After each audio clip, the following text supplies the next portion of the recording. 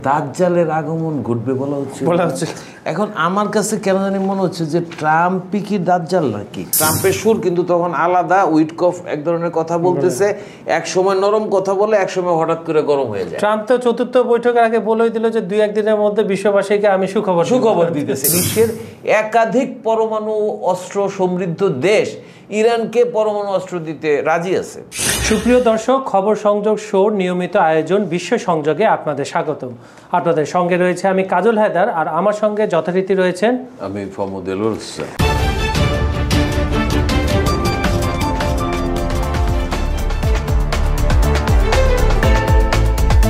Israel এবং ইরানের যুদ্ধের ঘন্টায় ঘন্টায় আপডেট আসছে, এবং এটা তখনই হয়েছে যখন গতকাল রাতে বা আজকে ভোরে বলেন, যখন ইরাক এবং কাতারে মার্কিন ঘাঁটিতে আপনার ইরান মিসাইল হামলা করেছে এবং ক্ষয়ক্ষতি দুই পক্ষ দুই রকমভাবে কথা বলছে। যাক, এরপরে সিনারিও চেঞ্জ হয়েছে। এরপরে ট্রাম্প বলতে শুরু করেছে যে যুদ্ধবিরতিতে দুজনে সম্মত হয়েছে, 6 থেকে 12 ঘন্টার মধ্যে যে কোনো সময় যুদ্ধবিরতি হয়ে যাবে। এত কিছুর পরও কিন্তু আবার আজকে সকালে ইরান হামলা চালিয়েছে ইসরায়েলে। সর্বশেষ 6 জন, আমরা কিছুক্ষণ আগে 4 জন ছিল, এখন 6 জন হয়েছে, 6 জন নিহত হয়েছে।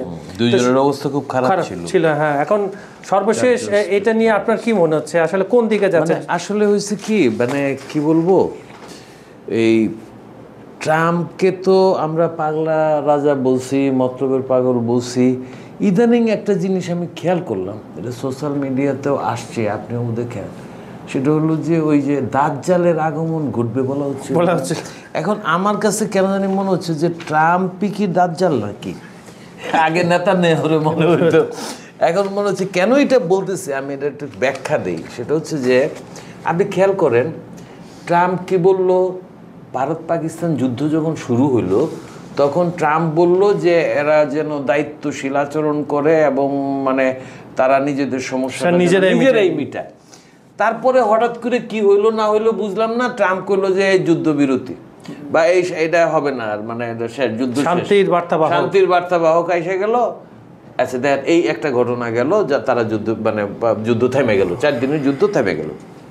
ওকে, ইরানের সাথে এটা কি হচ্ছে, ইরানের সাথে আলোচনা শুরু হচ্ছে। আলোচনা শুরুতে কি বললো খেয়াল করেন, মানতেই হবে, নাইলে কিন্তু এই করে ফেলাম সেই করে ফেলাম। আলোচনা শুরুর আগে আমরা কিন্তু যুদ্ধ মানে আক্রমণ করব, ইরান ধ্বংস করে ছেড়ে দিব, হ্যাঁ, যদি পারমাণবিক কর্মসূচি বন্ধ না করে।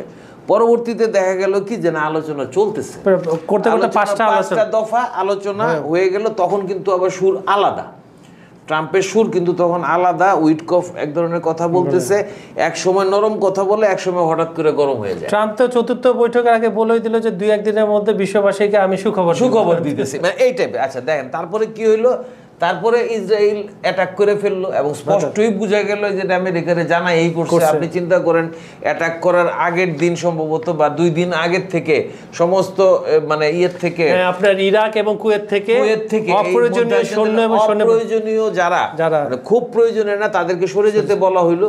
সরে যেতে বলা হওয়ার পরে অ্যাটাকটা করলো, ইসরায়েল অ্যাটাকটা করলো। তো এখন মনে করেন যে ট্রাম্প, আচ্ছা কি বললো, ট্রাম্প বললো যে ইরান যেন মেনে নেয়, ইরান যেন এটা না করে, এই বলা শুরু করলো। একটা পর্যায়ে বললো যে আমি নীতিগত সিদ্ধান্ত নিছি ইরানের উপর আক্রমণ চালাবো 2 সপ্তাহের মধ্যে, তবে 2 সপ্তাহ স্থগিত সিদ্ধান্ত। এটা বলার 2 দিনের মধ্যে ডাইরেক্ট, মানে এই যে কথাবার্তার মানে এই যে বিষয়গুলি। এখন আমার কথাটা হলো যেটা, সেটা হলো যে এখানে যুদ্ধবিরতি করার কথা বলতেছে ট্রাম্প, নিজেই বলতেছে যে এরা মাইনে নিছে। এখন ইসরায়েল বলছে যে হ্যাঁ যুদ্ধবিরতি সর্বশেষ কিছুক্ষণ আগে এটা বলা হয়েছে।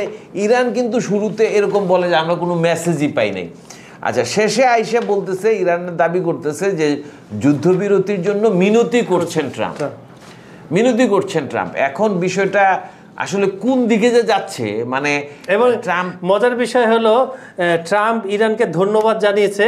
কেন ধন্যবাদ জানিয়েছে? তারা ইরাক এবং কাতারে আক্রমণ করার আগে মার্কিন যুক্তরাষ্ট্রকে জানিয়েছে যে আপনাদের ঘাঁটিতে আমরা আক্রমণ করছি।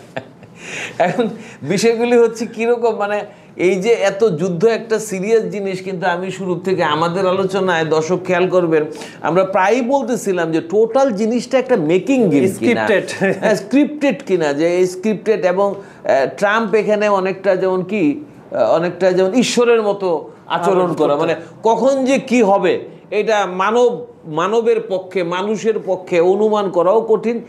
ইরান অলরেডি জিনিসটা বুঝে গেছে। ইরান কিন্তু বলছে যে আমরা এই যুদ্ধবিরতি, এই যে বিষয়ে আমরা সতর্ক আছি। আর আরাগাচি যেটা বলছেন জেনেভায় না কোথায় জানি ইউরোপের, আরাগাচি বলতেছেন ইরানের পররাষ্ট্রমন্ত্রী, উনি বলতেছেন যে আমরা সতর্ক আছি, আমরা এই আমাদের সার্বভৌমত্ব, আমাদের যে সিকিউরিটি, আমাদের নিরাপত্তা, এই সমস্ত রক্ষা করেই চলবো।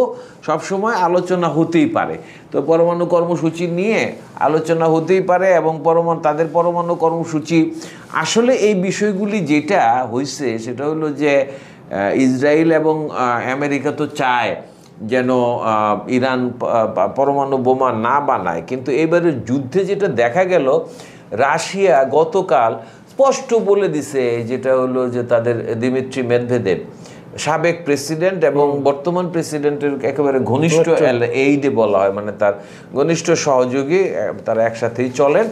উনি সরাসরি বলে দিছে যে বিশ্বের একাধিক পরমাণু অস্ত্র সমৃদ্ধ দেশ ইরানকে পরমাণু অস্ত্র দিতে রাজি আছে, এবং এর ভিতরে এক নম্বরে কি আছে? বেলারুশ। রাশিয়া যদি সরাসরি নাও দেয়, বেলারুশে যে পারমাণবিক অস্ত্র আছে সেগুলি কিন্তু রাশিয়ারই দেওয়া। অলরেডি যেই জিনিসটা বিশ্ব মিডিয়াতে বলা হচ্ছে, ইঙ্গিত দেওয়া হয়েছে, সেটা হচ্ছে যে বেলারুশকে অলরেডি অর্ডার দেওয়া হয়েছিল যে তুমি রেডি থাকো, ইরানকে পরমাণু অস্ত্র সাপ্লাই করবে। তাহলে এই যদি পরিস্থিতি হয়, উত্তর কোরিয়া সরাসরি বলছে যে তারা দিবে, এরপরে তো রাশিয়া, চীন আছেই। ইরানের সাথে ইসরায়েলের যে যুদ্ধটা, মানে এটা আপাতত শেষ হচ্ছে বলে মনে হলো, ট্রাম্প যেরকম বলতেছে। তো সেক্ষেত্রে মনে করেন যে এখনো পর্যন্ত আমার কাছে রহস্য রয়ে গেছে, চীনের যে 4-5টা বিমান ওইখানে গেল, রাডার থেকে অদৃশ্য হয়ে গেল, তারা কি নিয়ে গেছিল, তারা কি দিয়ে আসছিল, ইরান সীমান্তে তারা কি দিয়ে আসছিল বা কি কেন গেছিল, এই জিনিসগুলি কিন্তু কোনো ব্যাখ্যা নাই। হঠাৎ করে যুদ্ধবিরতিরও কথা আসলো। দর্শক আপনি কাজল ভাই, আপনিও খেয়াল করবেন, দর্শক আপনারাও খেয়াল করবেন যে কোনো ঘটনা এখন ঘটতেছে, এর মধ্যে কিছু এলিমেন্ট থাকতেছে যেগুলি রহস্যময়, যেগুলির কোনো ব্যাখ্যা দেওয়াও হচ্ছে না, মানে কেউ চাইতেছেও না। সাংবাদিকরাও এটা আসলে খুব বেশি দিক করতেছে না। তারা সামনে যে ট্রাম্প অমুকটা বলছে, ইরান এটা বলছে, ইসরায়েল আক্রমণ করতেছে, কেউ বলতেছে যে ইরান যখন আপনার ওই যে কি জানি কাতারের ঘাটিতে, হ্যাঁ উইদাদ না কি জানি, ওয়েদাদে যখন মার্কিন ইয়েতে হামলা করলো, বলা হচ্ছে যে এটাও কিন্তু একটু আমার কাছে রহস্যময়, যে কোনো ক্ষয়ক্ষতি হয় নাই। আমার এরকম একটা ভয়াবহ হামলা হইলো, কোনো ক্ষয়ক্ষতি হয় নাই, মার্কিনিরা প্রস্তুত ছিল, সবই ঠিক আছে, কিন্তু এটার আসলে বিস্তারিত কোনো কিছু ওইরকমভাবে প্রকাশ হয় না যে এই আক্রমণটা। তো দেখেন আপনি সিকোয়েন্সটা কীরকম, ওই আক্রমণটার পরেই কিন্তু আমেরিকা অ্যাক্টিভ হয়ে গেল এবং দেখা গেল হঠাৎ বিরতি। আমাদের আপাতত আমরা এটা একটা সুসংবাদই বলা যায়, শত কিছুর পরেও সংঘর্ষ থামছে, মনে হচ্ছে যে আপাতত ইরান ইসরায়েলের মধ্যে টেনশনটা কমছে। আলোচনার মাধ্যমে কিছু করা যায় কিনা, আলোচনা ওই যে 5ম দফা পর্যন্ত আলোচনা হয়েছিল পরমাণু নিরস্ত্রীকরণ, এটা যদি সুস্থতার দিকে যায়, আলাপ আলোচনার মাধ্যমে যদি সমাধান হয়, দর্শক সেটাই সবচেয়ে ভালো হবে। তো আজ এই পর্যন্তই, আপনাদের সঙ্গে আবারও দেখা হবে। এই পরমাণু কর্মসূচি নিয়ে যে আলোচনাগুলি চলবে সেগুলি নিয়ে আমরা কথা বলবো, আমরা দুজন কথা বলবো, নতুন নতুন তথ্য নিয়ে আপনাদের সঙ্গে হাজির হব। আজ এই পর্যন্তই, ধন্যবাদ সবাইকে। ধন্যবাদ সঙ্গে থাকার জন্য।